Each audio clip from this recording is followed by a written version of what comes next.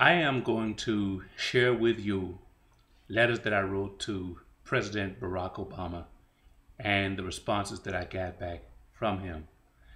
I am so very proud of our president, and I look forward to him getting a second term as we approach November 2012. March 29, 2011. Dear Mr. President, I greet you once again from the great state of Arkansas.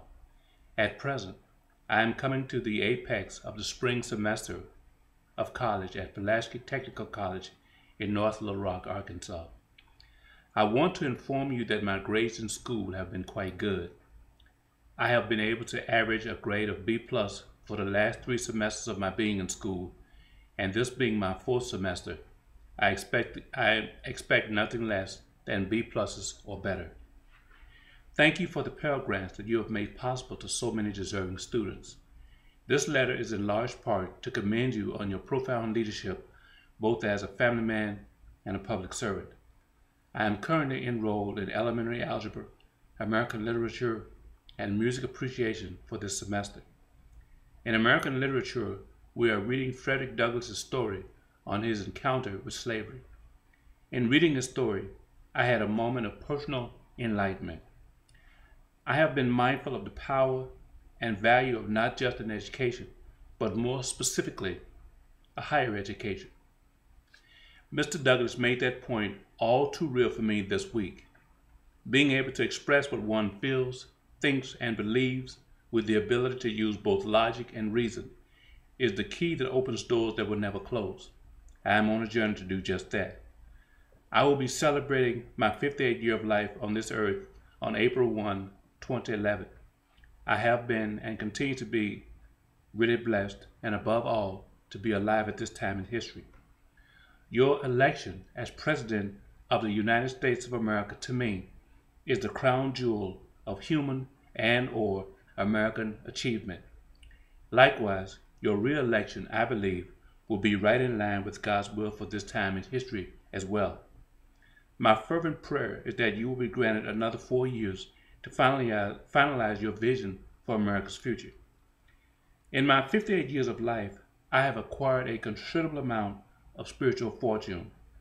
As your being the best that America has produced in terms of leadership potential, I take this moment to inform you that I am passing all that I have been able to acquire from God in the form of spiritual fortune on to you.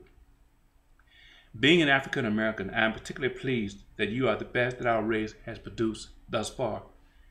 Please accept my special gift to the cause that you so eloquently express as our Commander-in-Chief.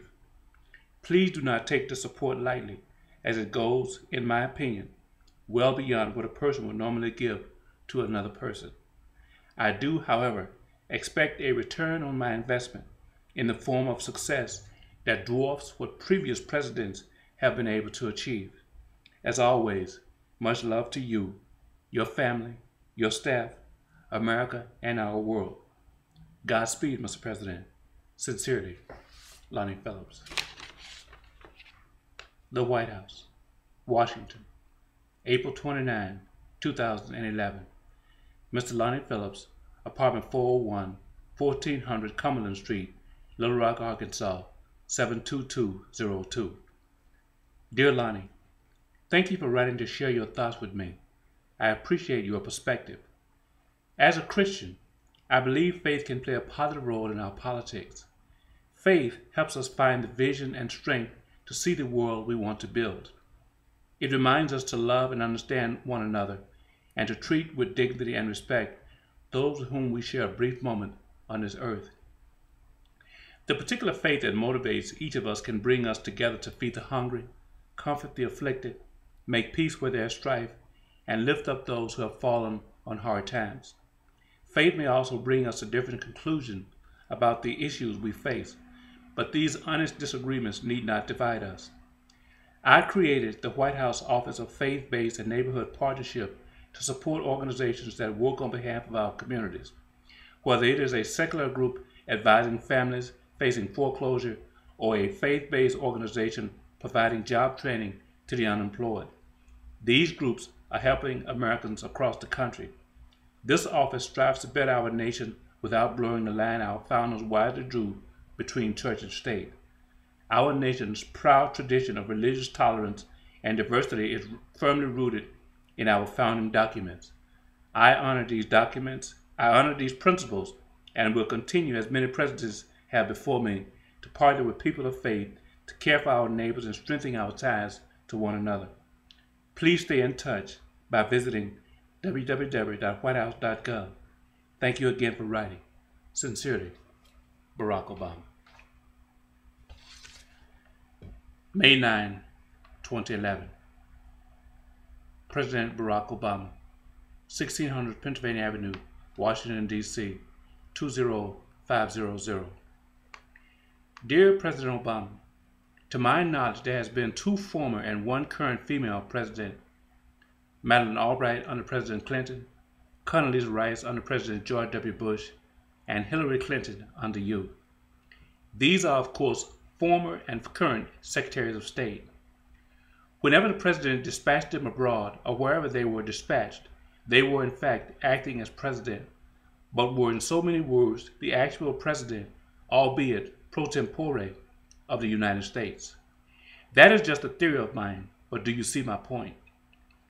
There is an undeniable logic that causes me to believe that Presidents Clinton, Bush W., and yourself, whether knowingly or unknowingly, saw the value in having these women occupy what is, in my opinion, one of the most strategic positions within their and your presidencies. Please bear with me as I try to point out what this may mean for the immediate and far-reaching future for our nation and world. May 1, 2011 was a great victory for America, all but guaranteeing your re-election in 2012. One must, however, play the cards perfectly. On the foundation of what Presidents Clinton and Bush W. did in appointing Mrs. Albright and Mrs. Rice, you too have made a wise move in appointing Secretary of State Clinton. I do hope that Mrs. Clinton will run for president in 2016. With your careful leadership, Mrs. Clinton will very soon oversee a furtherance of the momentum orchestrated by your bold decision that culminated in the May 1, 2011 American success in Pakistan of the killing of Osama bin Laden. Something is going to happen soon that will be of the utmost importance. Secretary Clinton's imminent success as your right arm will strengthen the Democratic Party so that your vision for 2012 will be carried well into 2016. It will then be up to the new administration, hopefully of President-elect Hillary Clinton, to continue with the new future which has now been begun by you. A devastating blow was administered to the terrorist idea. Terrorism will never be what it had become ever again, thanks to you. This is the beginning of the end and the beginning of a never-ending beginning. Cooperation amongst persons in your administration will be the key to overall victory. Our world, with America leading the way, will embark on a new frontier. May God Almighty bless us all in this important and soon-to-be most critical endeavor. Thank you, Mr. President, for your level-headed, profound leadership. Sincerely, Lonnie Phillips, 2nd Son. The White House, Washington, December 21, 2011. Dear Lonnie, thank you for taking time to share your views. I appreciate hearing from you and value your input. My administration is working to address the serious challenges our nation faces. I am committed to taking immediate steps that generate job creation and economic recovery, and I am determined to make investments that lay a new foundation for real and lasting progress.